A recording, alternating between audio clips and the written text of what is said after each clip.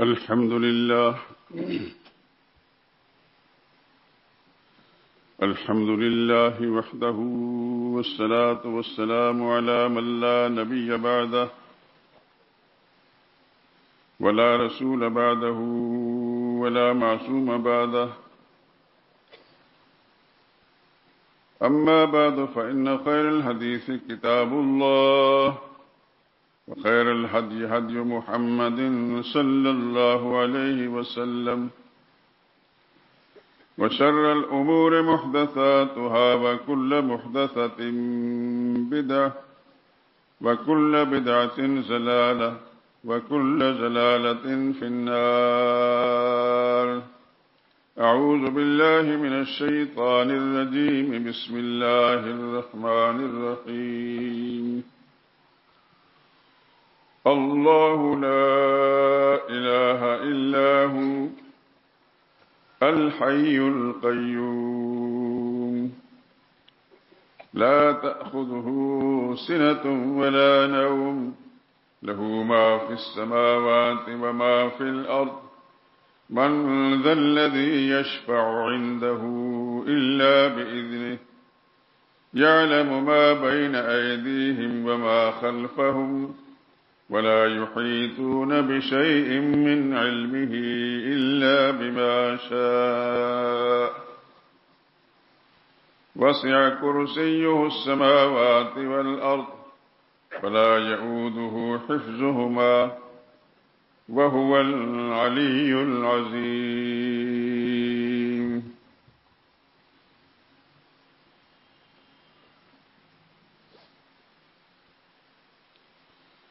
اللہ ہی الہ ہے، اس کے سوا کوئی اور الہ نہیں۔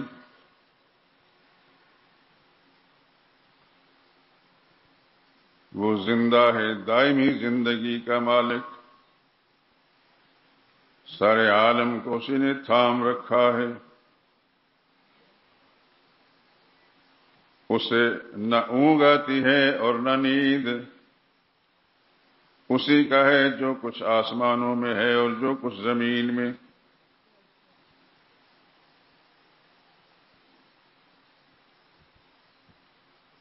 کون ہے جو اس کی سفارش کے اجازت کے بغیر کسی کی سفارش کر سکے؟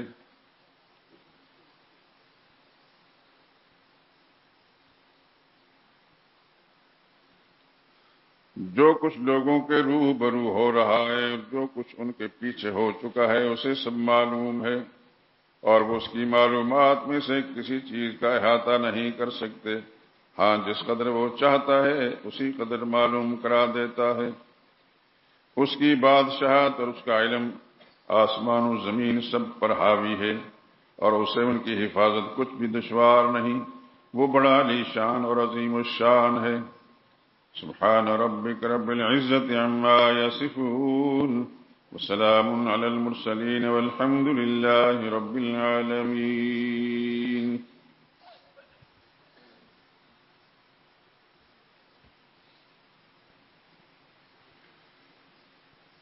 درود پاک پڑھ لیں۔ اللہم صل علی محمد وعلی آل محمد كما صليت على إبراهيم وعلى آل إبراهيم إنك حميد مجيد۔ اللهم بارك على محمد وعلى آل محمد كما باركت على إبراهيم وعلى آل إبراهيم إنك حميد مجيد۔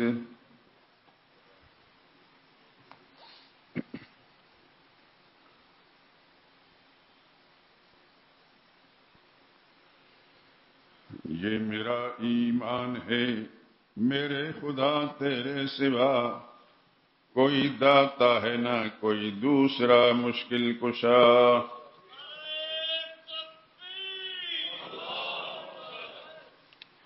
یہ میرا ایمان ہے، میرے خدا تیرے سوا کوئی داتا ہے نہ کوئی دوسرا مشکل کشا۔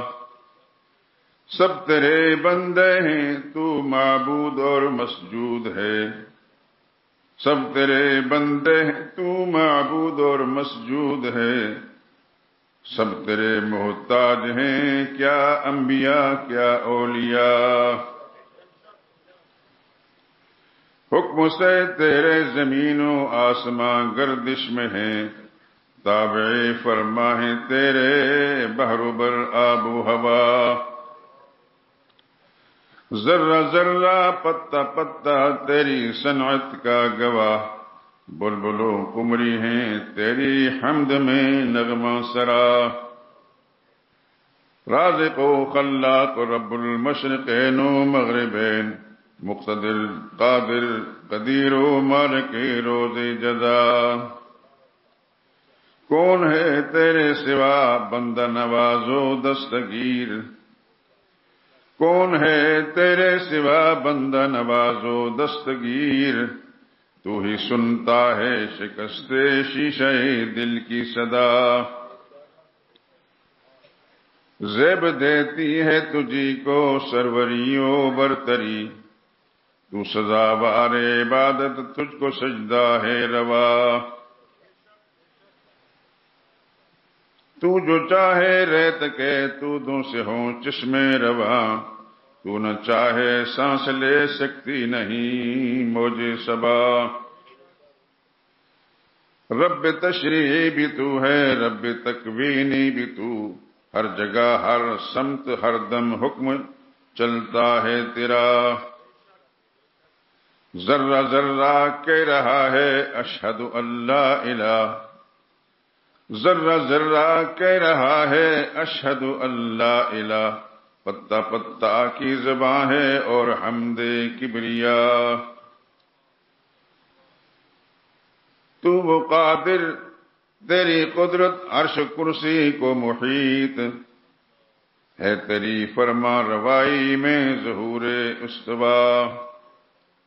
رہنمائی کے لیے مبعوث فرمائے رسول، رہنمائی کے لیے مبعوث فرمائے رسول، مدتوں تک یہ مقدس سلسلہ چلتا رہا۔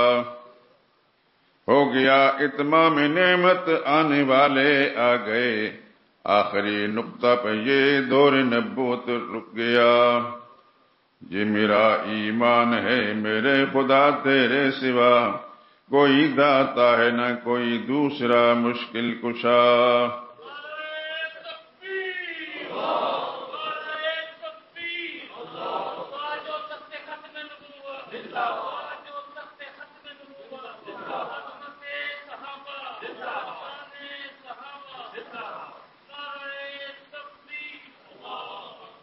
جزاکم اللہ خیرا۔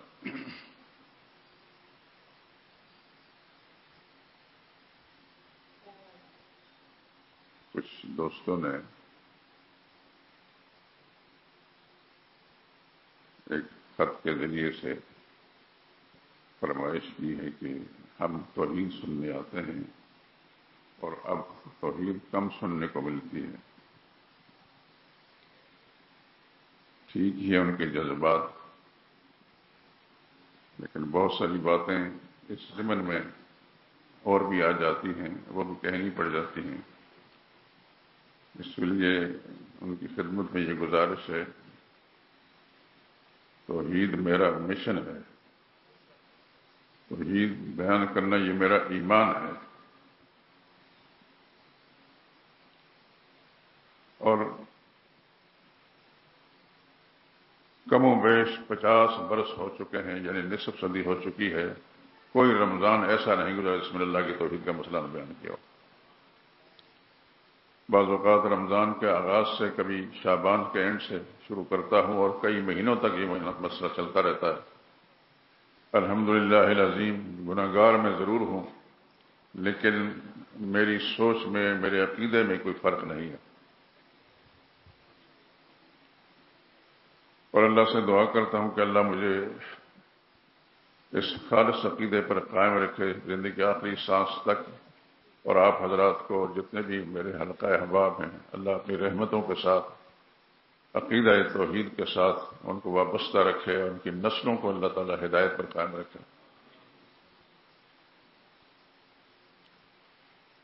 قرآن حکیم کی جو آیت میں نے تلاوت کی ہے، آپ حضرات اس آیت کو جانتے ہیں، سب کو یاد ہوگی۔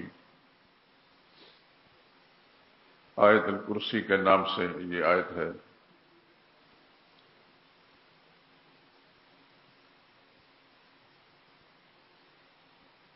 اس آیت کا اگر تجزیہ کیا جائے، خلاصہ نکالا جائے تو صرف دو باتیں نکلیں گی۔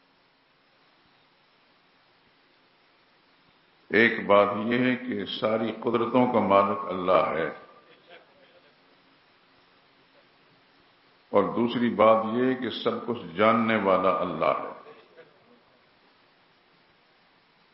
یہ جو جملے میں نے عرض کیے ہیں، آپ تنہائی میں بیٹھ کر اس کا تجزیہ کریں، اس آیت کو پڑھیں، ایک ایک لفظ کو پڑھیں، اس کا ترجمہ سامنے لا کر پھر میری اس بات پر غور کریں کہ میں نے صحیح کہا ہے کہ نہیں۔ اور یہ بات یاد رکھیں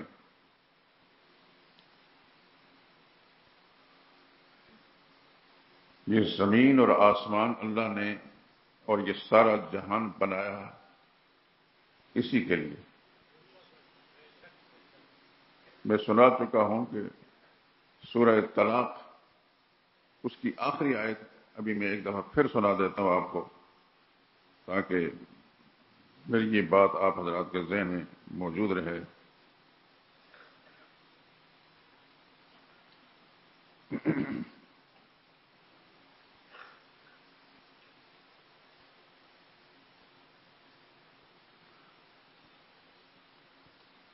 اٹھائیسویں پارے میں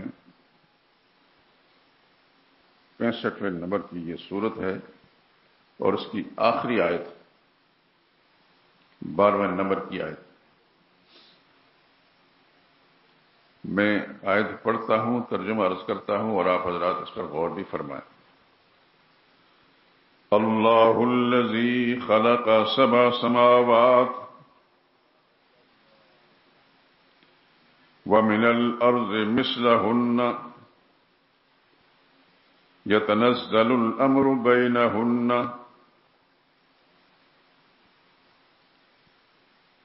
وہ اللہ ہی تو ہے جس نے 7 آسمان پیدا فرمائے۔ لفظ پیدا جو ہے مجھے کچھ اوپرا سا لگتا ہے، 7 آسمان بنائے۔ اللہ ہی تو جس نے 7 آسمان بنائے اور اتنی ہی زمینیں بھی، یہ بنیاد۔ یتنزل الامر بینہن، ان کے درمیان اللہ ہی کا حکم چلتا رہتا ہے۔ زمین میں جو کچھ ہوتا ہے اللہ کی مرضی سے ہوتا ہے، آسمانوں میں جو کچھ ہوتا ہے اللہ کی مرضی سے ہوتا ہے۔ یہ دعویٰ ہے، آخر میں اس کی دلیل لِتَعْلَمُوا، تاکہ تمہیں علم ہو جائے، تاکہ تم لوگ جان لو، تاکہ تم لوگ جان لو۔ یہ دو باتیں، 7 آسمان بنائے، اتنی ہی زمینیں بنائیں، ان کے اندر اللہ ہی کا حکم چلتا ہے۔ کیوں ایسا کیا؟ لِتَعْلَمُوا، تاکہ تمہیں معلوم ہو جائے، تمہارے علم میں آ جائے، تم جان لو، ان اللہ علی کل شیء قدیر، اللہ ہی ہر چیز پر قادر ہے۔ یہ ایک بات۔ دوسری بات، وَأَنَّ اللَّهَ قَدْ أَحَاطَ بِكُلِّ شَيْءٍ عِلْمًا، ہر چیز کو اللہ نے اپنے معلومات کے اندر گھیر رکھا ہے۔ خلاصہ کیا نکلا؟ 2 باتیں، ساری قدرتوں کا مالک بھی اللہ ہی ہے، سب کچھ جاننے والا بھی اللہ ہے، اسی کے لیے آسمان بھی بنائے، اسی کے لیے زمینیں بھی بنائی۔ اب آگے چلیں اس پر۔ اگر آسمان و زمین کی تخلیق کا مقصد یہ ہے تو پھر اللہ نے آدم علیہ السلام سے لے کر محمد مصطفیٰ صلی اللہ علیہ وسلم تک سارے انبیاء بھی بھیجے اسی کام کے لیے۔ کوئی دنیا کا انسان انکار نہیں کر سکتا کہ آدم علیہ السلام کی نسل میں سے اللہ نے جتنے پیغمبر پیدا فرمائے، پہلے پیغمبر حضرت نوح علیہ السلام تھے، جنہوں نے اللہ کی توحید کا مسئلہ بیان کرنا شروع کیا۔ 950 سال تک نوح علیہ السلام اسی مسئلے کو بیان کرتے رہے، قوم کے ساتھ الجھتے رہے قوم ان کے ساتھ الجھتی رہی، حتیٰ کہ ان کا اپنا بیٹا بھی نوح علیہ السلام کے مشن کے خلاف تھا۔ اور یہ جو کچھ میں کہہ رہا ہوں 12ویں پارے میں سورہ ہود پڑھ کر تفصیل سے دیکھ لینا۔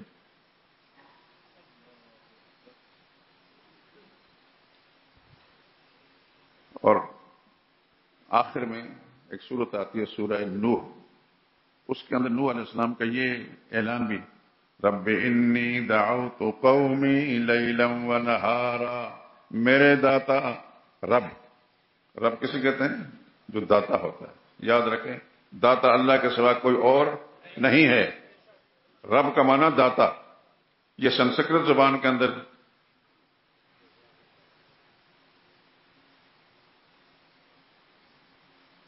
رب انی دعوت، میرے داتا میں نے دعوت دی قومی، اپنی قوم کو، کب؟ لیلاً، راتوں کو، ساری رات دعوت دیتا رہا، نہاراً، دن کو بھی دعوت دیتا رہا۔ یہ کون کہہ رہا ہے؟ نوح علیہ السلام فرما رہے ہیں۔ اور نوح علیہ السلام کتنا عرصہ رہے قوم میں؟ اللہ فرماتا ہے لبث فیہم الف سنۃ الا 50 عاما، نوح علیہ السلام اپنی قوم کے اندر 50 کم 1000 سال رہے۔ کتنے؟ 50 کم 1000 سال رہے، اور اسی کی دعوت دیتے رہے۔ اور کس طرح؟ جمعے کا خطبہ نہیں تھا، دعوت قومی لیلا و نہارا، میں نے دعوت دی اپنی قوم کو راتوں کو بھی دن کو بھی، فلم یزدہم دعائی الا فرارا، لیکن یہ بد نصیب میری دعوت سننے کے بعد بھاگتے ہی رہے۔ انہوں نے نہیں مانا۔ پھر قرآن کریم کے تیسرے مقام پر موجود اللہ نے فرمایا کہ نہیں مانیں گے آپ، یہ جتنا آپ نے کر دیا، اب میں نے فیصلہ کر دیا، ان سب کو میں نے غرق کرنا ہے۔ آپ سے درخواست ہے کہ میری ان ٹوٹی پھوٹی باتوں کو ذرا دھیان سے سنیں۔ اللہ نے فیصلہ فرما دیا میں نے ان کو غرق کرنا ہے۔ اب آپ نے کیا کرنا ہے؟ آپ پر جتنے لوگ ایمان لائے، کتابوں میں لکھا ہے کہ ایمان لانے والے نوح علیہ السلام پر 100 سے زیادہ نہیں تھے۔ 100 آدمیوں سے زیادہ ایمان لانے والے نہیں تھے، اور پیغمبر نے دعوت کتنا عرصہ دی؟ 950 سال۔ اور دعوت کس انداز سے دی؟ دن کو بھی اور رات کو بھی، ایک کو پکڑ کر بھی اس کو سمجھایا۔ اللہ نے فرمایا اب یہ نہیں مانیں گے، اب میں نے فیصلہ کر لیا ہے کہ ان کو صفحہ سے مٹانا ہے، لیکن آپ نے یہ کرنا ہے کہ آپ ایک کشتی بنائیں۔ کشتی بنائیں، وَاصْنَعِ الْفُلْكَ، قرآن میں ہے کشتی بنائیں۔ اور قرآن کہتا ہے کلما مر علیہم ملأ من قومہ سخروا منہ، خدا کے پیغمبر کشتی بنا رہے ہیں، اور جتنے مشرکوں کے سرغنے ہیں، وہ چودھری جو تھے، وہ اللہ کے پیغمبر کا مذاق اڑا رہے ہیں کہ کل لیڈر بن کر آیا تھا، لیڈری نہیں چلی تو اب یہ کام شروع کر دیا۔ خدا کے پیغمبر نے فرمایا ان تسخروا منا فإنا نسخر منکم، آج تم مذاق اڑا لو، وہ وقت آنے والا ہے پھر ایسا ہی جواب ملے گا۔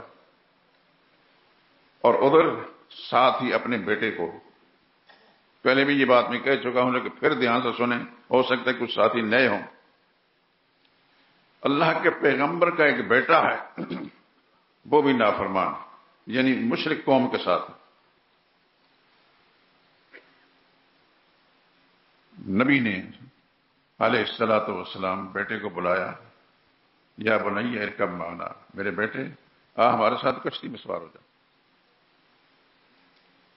لیکن وہ شاید اس زمانے کے میں کیا تعبیر کروں، روشن خیال تھا، لیکن یہ ابا جان کیسی باتیں کر رہے ہیں، سیلاب آتے رہتے ہیں، وہ جو اونچا پہاڑ ہے اس تک تو کبھی نہیں کوئی پہنچا، میں وہاں چلا جاؤں گا، سآوی الی جبل یعصمنی من الماء، اور پہاڑ پر چلا جاؤں گا، مجھے ڈوبنے سے بچا لے گا۔ اللہ کے نبی نے فرمایا صلی اللہ علیہ وسلم علیہ الصلوۃ والسلام لا عاصم اليوم من امر اللہ، بیٹا آج اللہ کے عذاب سے بچانے والا کوئی بھی نہیں، یہ روایتی قسم کا سیلاب نہیں، یہ خدا کا عذاب ہے۔ چنانچہ نہیں مانا اس نے، یہ نام نہاد روشن خیال جو ہوتے ہیں اس نے نہیں مانا، تو قرآن بتاتا ہے وحال بینہم الموج، باپ بیٹے کے درمیان گفتگو ہو رہی تھی، نوح علیہ السلام بلا رہے تھے کہ آج ہمارے ساتھ سوار ہو جا، بچ جاؤ گے، وہ نہیں سوار ہوتا تھا۔ اس اثناء میں اللہ کی عذاب کی لہر آئی، موج آئی، فکان من المغرقین، غرق ہو گیا، لیکن تھا تو بیٹا۔ آپ جانتے ہیں کہ بیٹا کتنا ہی نافرمان کیوں نہ ہو، ماں باپ ہی ہوتے ہیں، ان کے دل میں احساس ہوتا ہے اس کی ہلاکت نہیں چاہتے۔ خدا کے پیغمبر کو تکلیف ہوئی علیہ الصلوۃ والسلام، تو پیغمبر نے بارگاہ الہی میں عرض کیا، میری بات کو میں سب دوستوں سے عرض کرتا ہوں، دھیان سے سنیں، آپ کو فائدہ ہوگا انشاءاللہ العزیز۔ میری نیت درست ہے، میرا رب جانتا ہے، میں چاہتا ہوں کہ ایک ایک بات اللہ کی کتاب کی اور انبیاء کرام کی دعوت کی آپ کے دل دماغ میں بیٹھ جائے۔ پتہ نہیں میں کب تک زندہ ہوں، لیکن آپ حضرات کا عقیدہ ٹھیک ہو جائے گا تو انشاءاللہ آپ کی وجہ سے میری نجات ہو جائے گی۔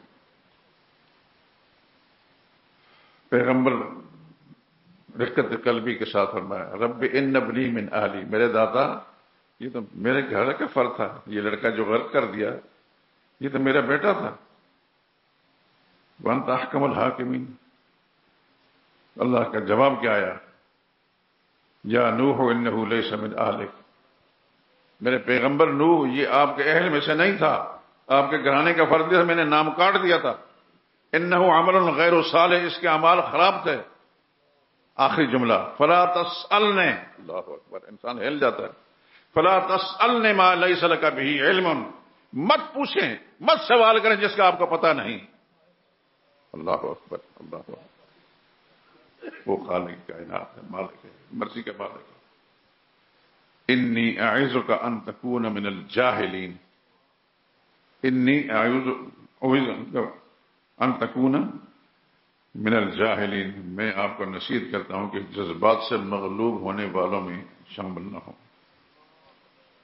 جاہل کا لفظ میں نے جاہل نہیں کیا کہ خدا کے پیغمبر ہیں، اس وقت بعض اہل علم نے اس کا معنی یہ کیا ہے کہ جذبات سے مغلوب ہونے والوں میں شامل۔ خدا کے پیغمبر نے ہاتھ جوڑ کر بارگاہ الہی میں التجا کی، یا اللہ میرا سوال ٹھیک نہیں تھا، میں معافی مانگتا ہوں، مجھے معاف کر دیں۔ خیر عرض کر رہا تھا، اسی کام کے لیے اللہ تعالیٰ نے نوح علیہ السلام سے سلسلہ شروع کیا۔ ہر پیغمبر آ کر یہی مسئلہ بیان کرتے تھے۔ میری بات کی طرف توجہ ہے؟ آپ کی توجہ مزید میں مبذول کراؤں گا۔ قرآن کریم کے اندر بہت سے انبیاء کے تذکرے ہیں نا، ان کے شریعتوں کے اندر نمازیں نہیں ہوں گی، سجدے نہیں ہوں گے، زکاتیں نہیں ہوں گی، تو ان کا تذکرہ قرآن کریم کے اندر ہے، لیکن ان کی نمازوں کا ذکر نہیں، ان کی زکاتوں کا ذکر نہیں، صدقہ و خیرات کا ذکر نہیں۔ ان کا ذکر ہے تو توحید کے بیان کا ہے کہ فلاں نبی نے یہ کہا، فلاں نبی نے یہ کہا، فلاں نبی نے یہ کہا۔ معلوم ہوا کہ ساری کائنات کی تخلیق کا مقصد اللہ کی وحدانیت اور توحید ہے۔ یہ بھی قرآن کریم سے آپ نے پڑھ لیا ہوگا، سنا ہوگا علماء سے کہ کئی انبیاء اکرام علیہ السلام شہید ہوئے، قتل کیے گئے۔ خود محمد مصطفیٰ صلی اللہ علیہ وسلم کے ساتھ کیا کچھ نہیں ہوا۔ اب تو ماشاءاللہ مسلمان ہیں اور راسخ عقیدہ مسلمان ہیں۔ مسجد شہداء میں آنے والا مسلمان انشاءاللہ راسخ عقیدہ ہوگا۔ اللہ کی مہربانی سے اللہ آپ کو قائم دائم رکھے۔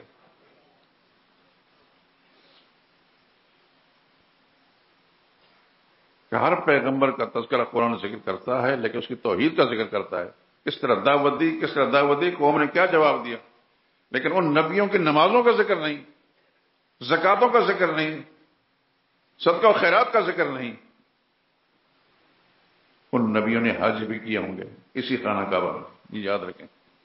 یہ بیت اللہ جہاں آپ حج کرنے کے لیے جاتے ہیں اسی میں حج بھی کیے ہوں گے، لیکن قرآن کریم اس کی تذکرہ نہیں کرتا، اس لیے کہ خالق کائنات نے ان کی تخلیق کا جو مقصد تھا اس کو قرآن کریم نے بیان کیا۔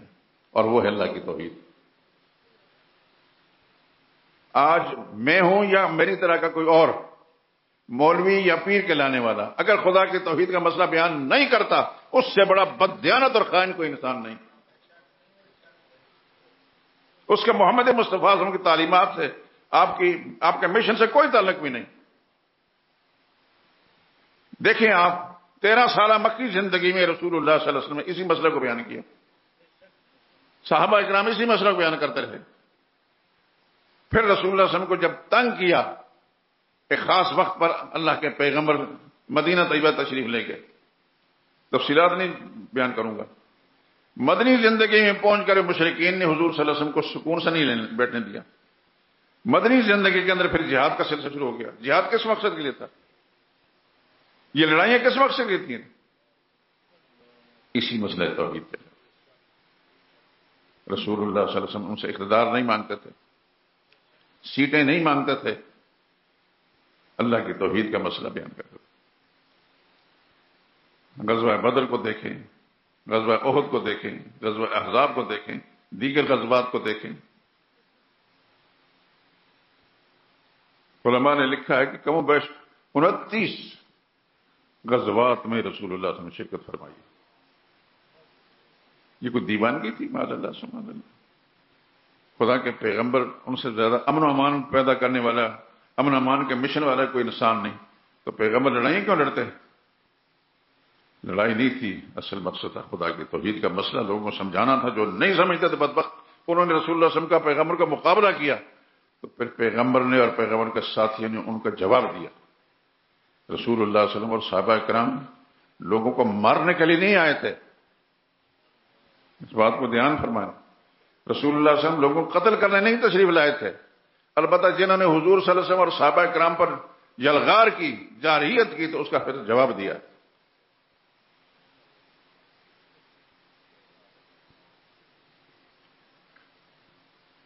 جہاد تھا، جہاد، فساد نہیں تھا.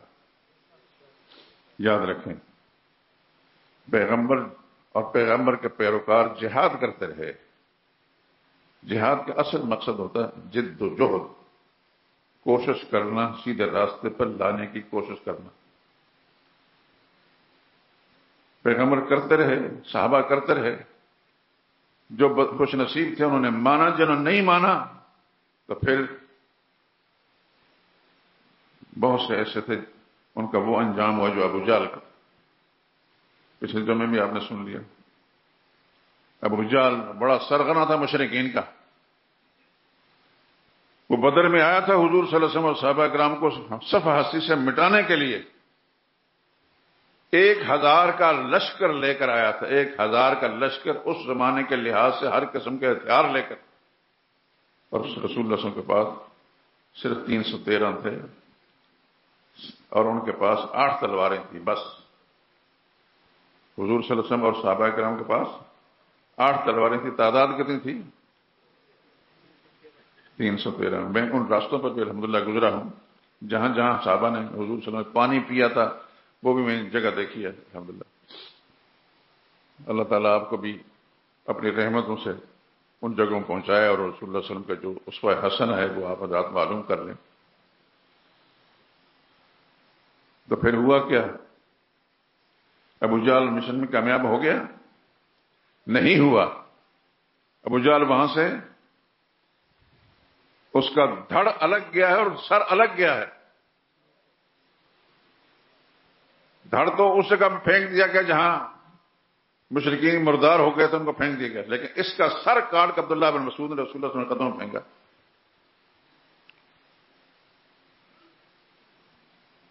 نبی کریم صلی اللہ علیہ وسلم لوگوں کو مارنے کے لیے نہیں تشریف لائے تھے، قتل کرنے کی تشریف نہیں لائے تھے، لیکن جن کی اصلاح اس کے سوا نہیں ہوتی تھی تو پھر اللہ نے اجازت دی. وقاتلوہم حتی لا تکون فتنۃ ویکون الدین للہ. ان کے ساتھ قتال کرو تاکہ کفر کا فتنہ باقی نہ رہے اور خدا کا دین باقی ہوگا. خلاصہ گفتگو یہ ہے کہ اس زمین و آسمان کی تخلیق کا مقصد اللہ کی توحید، اس کا اثبات تھا.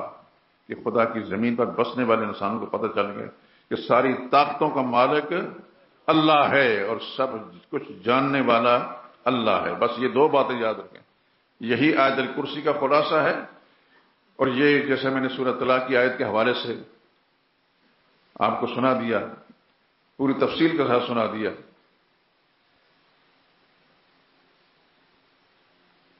زمین و آسمان کی تخلیق کا مقصد اللہ کی توحید ہے. انبیاء اکرام علیہ السلام کی بعثت کا مقصد اللہ کی توحید ہے. جتنی آسمانی کتابیں آئیں ان کی نزول کا مقصد اللہ کی توحید ہے. صحابہ اکرام نے قربانیاں دیں، کس لیے قربانیاں دیں؟ اللہ کی توحید کی خاطر.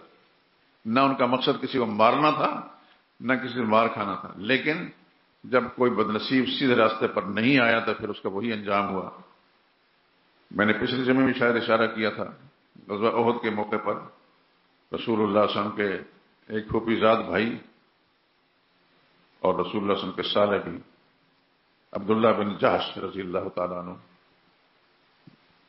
غزوہ احد کے مقام پر جہاں حضرت حمزہ رضی اللہ تعالیٰ عنہ شہید ہوئے ہیں، عبداللہ بن جحش بھی شہید ہوئے.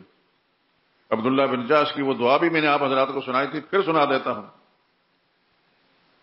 شہادت سے پہلے احد کے مقام پر پہنچ کر ایک دوسرے صحابی کو پکڑ کر کہتے ہیں میں ایک دعا کرتا ہوں آمین کہیں، آپ دعا کریں میں آمین کہوں گا. آپ جذبات دیکھیں، ایمان کی قوت دیکھیں. اس صحابی نے جو بھی دعا کی انہوں نے آمین فرمائی. لیکن انہوں نے جو دعا کی وہ یہ تھی کہ یا اللہ کل میرا مشرکین کے ساتھ ٹاکرا ہو، جو کچھ ممکن ہو سکے میرے ہاتھ سے مشرکین جو مرتے ہیں مریں، لیکن مشرکین جو اللہ مجھے اس طرح قتل کریں کہ میرے جسم کے ٹکڑے ٹکڑے کریں. اور یہ دعا مانگ رہے ہیں اور ان کو کہہ رہے ہیں کہ آپ آمین کہیں.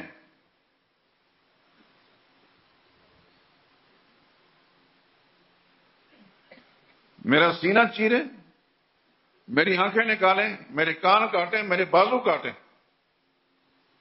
اور کل اللہ تیرے بارگاہ میں جاؤں تو تو پوچھے یہ تیرے ساتھ کیا ہوا، میں کہوں یا اللہ تیرے دین کی خاطر سارا کچھ کیا.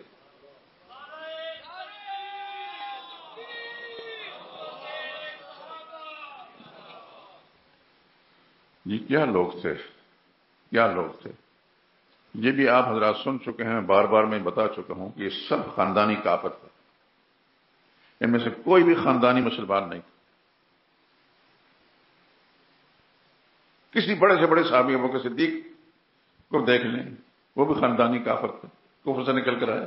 فاروق اعظم کفر سے نکل کر آئے، سیدنا عثمان کفر سے نکل کر آئے. دیگر بڑے بڑے صحابہ کرام کفر سے نکل کر آئے.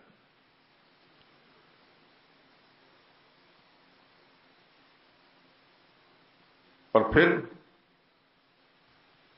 ایمان کے دائرے میں آئے تو پھر اس کے بعد آج تک کوئی ماں نے لال ایسا جنم جو بکر صدیق جیسا ہو، فاروق اعظم جیسا ہو، سیدنا عثمان جیسا ہو، سیدنا علی جیسا ہو، سیدنا حمزہ جیسا ہو.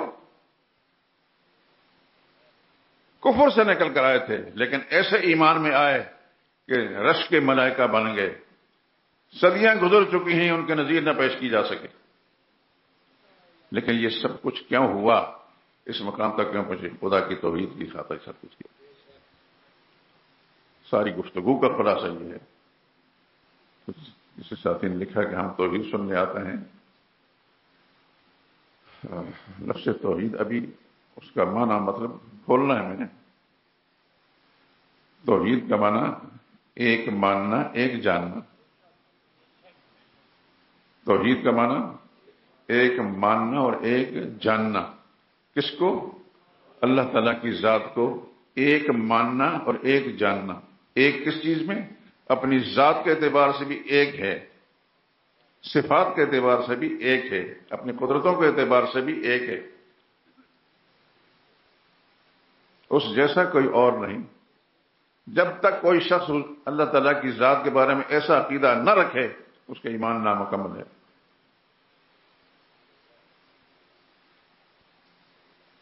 قرآن کریم کے اندر جا بجا آتا ہے الہکم الہ واحد تمہارا کارساز ایک ہی کارساز ہے، لا الہ الا ہو، اس کے سوا کوئی اور الہ نہیں۔ آپ جب کسی غیر مسلم کو کلمہ پڑھاتے ہیں، یہی ہوتا ہے نا، کلمہ پڑھ، لا الہ الا اللہ محمد الرسول اللہ، تو ترجمہ ہم کراتے ہیں اللہ کے سوا کوئی اور، اللہ کے سوا کوئی اور عبادت کے لائق نہیں، یہ ترجمہ پڑھایا جاتا ہے۔ لیکن عبادت تو عربی زبان کا لفظ ہے، اس کا معنی بھی تو ہونا چاہیے، اس لیے میں کہتا ہوں اللہ کے سوا کوئی اور الہ نہیں، عبادت اور پکار کے لائق نہیں، اللہ کے سوا کوئی عبادت اور پکار کے لائق نہیں، حاجت روا نہیں، مشکل کشا نہیں، اولاد دینے والا نہیں، شفا دینے والا نہیں، رزق دینے والا نہیں۔ الہ کا یہ معنی ہے، اللہ کے سوا کوئی اور الہ نہیں، یعنی پکار کے لائق کوئی نہیں۔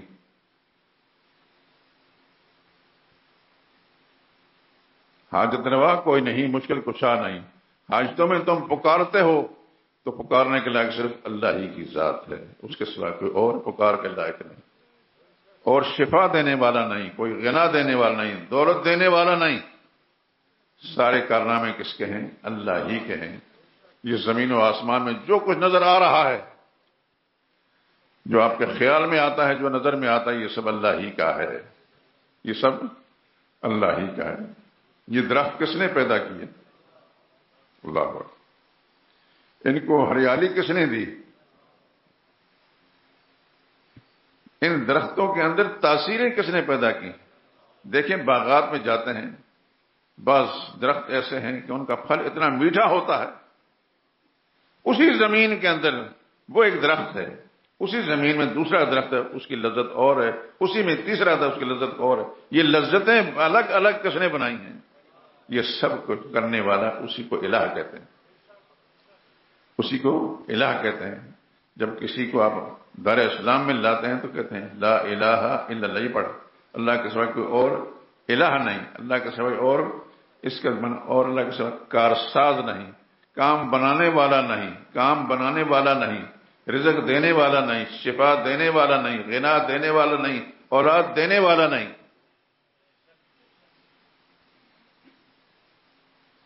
جا بجا قرآن حکیم کے اندر لفظ الہ آتا ہے، آیت الکرسی کے اندر بھی اللہ لا الہ، اللہ ہی الہ ہے اور کوئی الہ نہیں، اللہ ہی الہ ہے اور کوئی الہ نہیں۔ کاش کہ ہماری امت کو، امت مسلمہ کو الہ کا معنی سمجھ میں آتا ہے، خدا کی قسم یہ معنی سمجھ میں آتا ہے تو پھر انسان کی کیفیت عجیب ہو جاتی ہے، کتنی لذت ہوتی ہے، اللہ کی قسم اٹھا کر کہتا ہوں کہ میں بیان نہیں کر سکتا۔ لفظ الہ کا معنی سمجھ میں آتا ہے، اللہ ہی الہ ہے اور کوئی الہ نہیں۔ الحی، وہ ایسا الہ ہے، زندہ ہے، دائمی زندگی کا مالک ہے، وہ ہمیشہ سے ہے، ہمیشہ رہے گا، اس پر موت نہیں، ساری کائنات فنا ہونے والی ہے، اللہ ہی کے لیے بقا ہے۔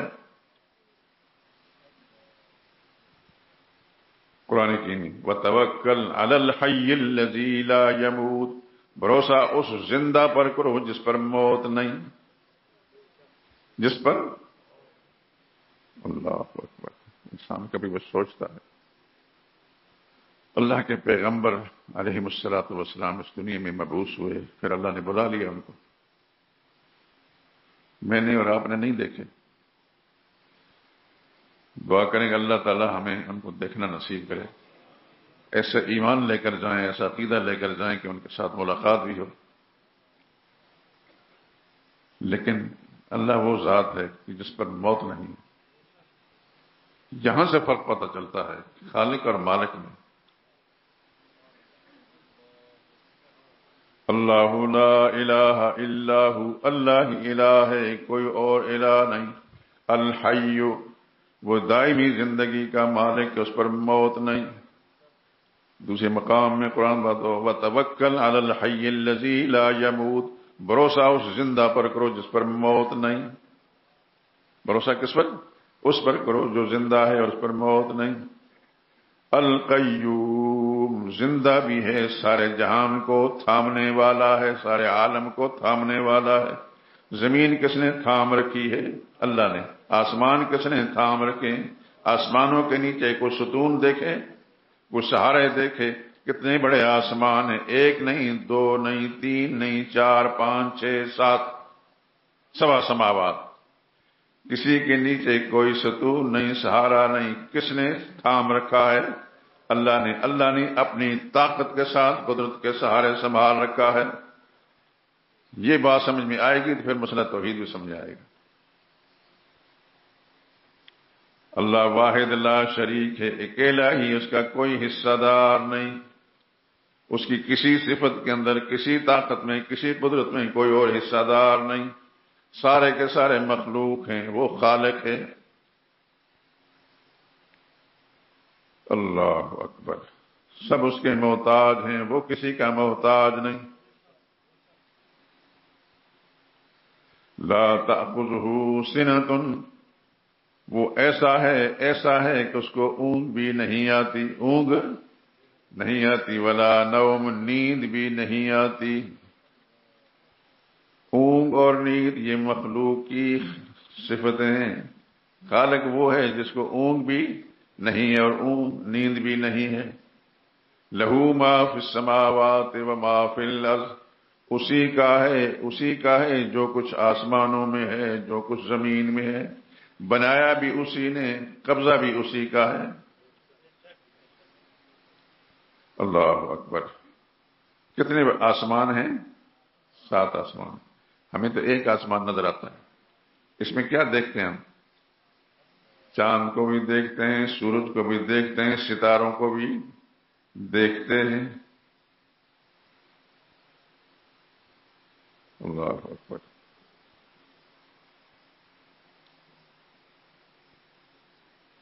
سورج کہاں ہے؟ کہیں لٹکایا ہوا ہے، چپکایا ہوا ہے؟ کہاں ہے؟ کچھ نہیں بتا سکتا، میں اور آپ نہیں بتا سکتے، بلکہ دنیا میں کوئی انسان نہیں بتا سکتا۔ سورج کے اندر بھی روشنی ہے، چاند میں بھی روشنی ہے، ستاروں میں بھی روشنی ہے۔ اللہ اکبر۔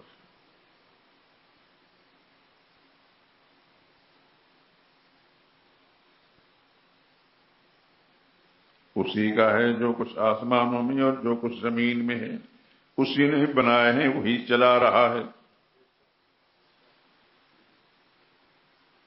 من ذا الذی یشفع عندہ الا باذنہ، کون ہے جو اللہ کی بارگاہ میں اس کی مرضی کے بغیر سفارش کر سکے؟ اللہ اکبر، اللہ اکبر۔ قرآن کریم کے مضمرات پہ جو غور کرتے ہیں، اللہ کی قسم عجیب سی کیفیت بن جاتی دل و دماغ کی۔ اللہ اکبر۔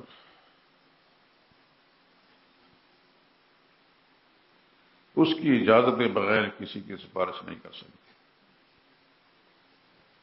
نوح علیہ السلام اپنے بیٹے کے لیے کچھ سفارش کی تھی، مانی گئی؟ نہیں مانی گئی۔ وہ ماننے پر مجبور نہیں، وہ کسی کی بات ماننے پر مجبور نہیں، وہ اپنی مرضی کا مالک ہے، کرتا اپنی مرضی سے۔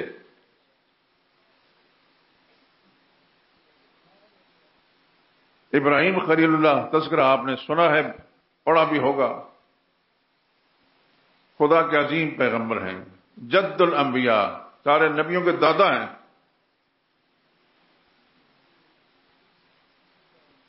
لیکن باپ مشرک، باپ مشرک۔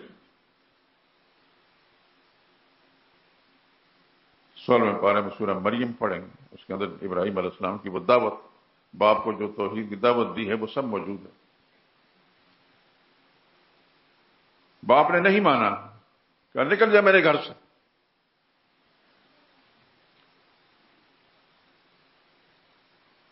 اور بالآخر وہ مشرک رہا، شرک پر مرا۔ اللہ کے پیغمبر نے بارگاہ الہی میں التجا کی، یا اللہ ساری دنیا کے سامنے میرے باپ کو جہنم میں ڈالا جائے گا، مجھے شرمندگی ہوگی۔ مجھے اس شرمندگی سے بچا۔ خالق کائنات نے فرمایا میرے پیغمبر فکر نہ کریں، ہم آپ کو شرمندہ نہیں کریں گے۔ اللہ اکبر۔ تو حدیث میں آتا ہے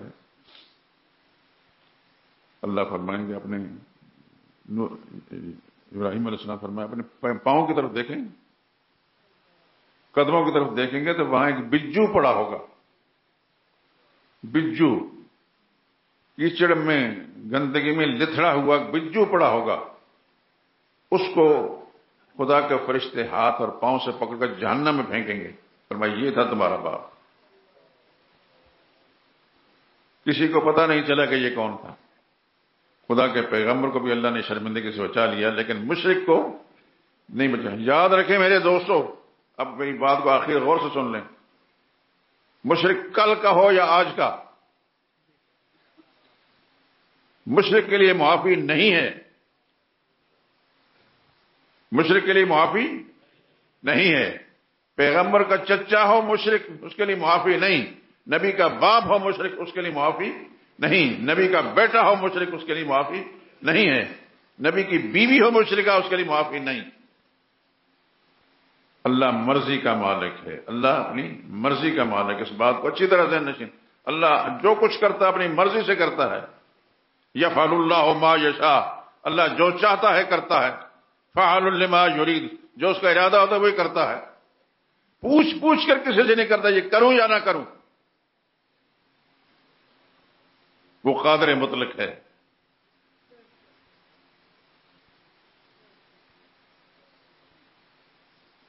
ابراہیم خلیل اللہ عظیم پیغمبر، عظیم پیغمبر ابراہیم خلیل اللہ، اسماعیل علیہ السلام کے والد، اسحاق علیہ السلام کے والد، یعقوب علیہ السلام کے دادا، یوسف علیہ السلام کے پردادا، اور حضور صلی اللہ علیہ وسلم نے فرمایا انا دعوت جدی ابراہیم، میں اپنے دادا ابراہیم کی دعوت یعنی ان کے دعا کا خلاصہ بن کر آیا ہوں۔ قرآن کریم میں آتا ہے ربنا وابعث فیہم رسولا منہم، خانہ کعبہ کی تعمیر کرنے کے بعد پھر وہاں دعا مانگی دونوں باپ بیٹوں نے، یا اللہ یہاں اپنے رسول بھیج۔ پھر اللہ نے رسول بھیجا محمد مصطفیٰ علیہ وسلم کی طرف، تو حضور نے فرمایا انا دعوت جدی، میں اپنے دادا ابراہیم کی دعاؤں کا خلاصہ بن کر آیا ہوں۔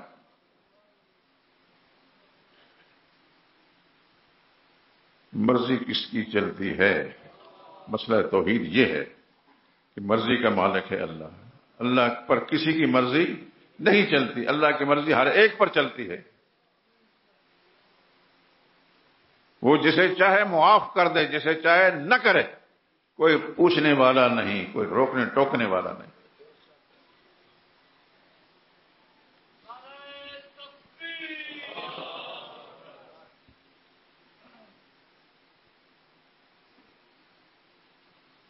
اللہ سے دعا کریں کہ اللہ تعالی ہم سب کے عقیدہ توحید درست فرما دیں، ہماری خواتین کے عقیدے ٹھیک ہو جائیں، ہمارے بچوں کے عقیدے ٹھیک ہو جائیں، ہماری نسلوں کے عقیدے ٹھیک ہو جائیں، ہمارے حلقہ احباب کے عقیدے ٹھیک ہو جائیں، کسی کا عقیدہ خراب نہ ہو، تو پھر تو سمجھیں کہ ہم نے اس دنیا کے اندر زندگی کامیاب زندگی گزار دی، اور خدا نہ خواستہ ہم کوشش کرنے کے باوجود کسی کے عقیدے کو ٹھیک نہیں کر سکے، یہ بڑی افسوسناک بات۔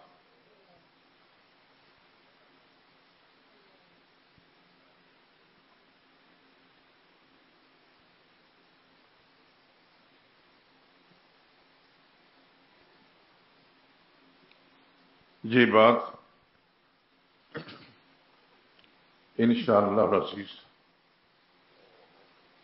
ہماری بخشش مغفرت کا ذریعہ بنے گی کہ ہم نے ہمارے ظاہر باطن سے میرا رب واقف ہے، کبھی بھی ہم نے ڈنڈی نہیں ماری،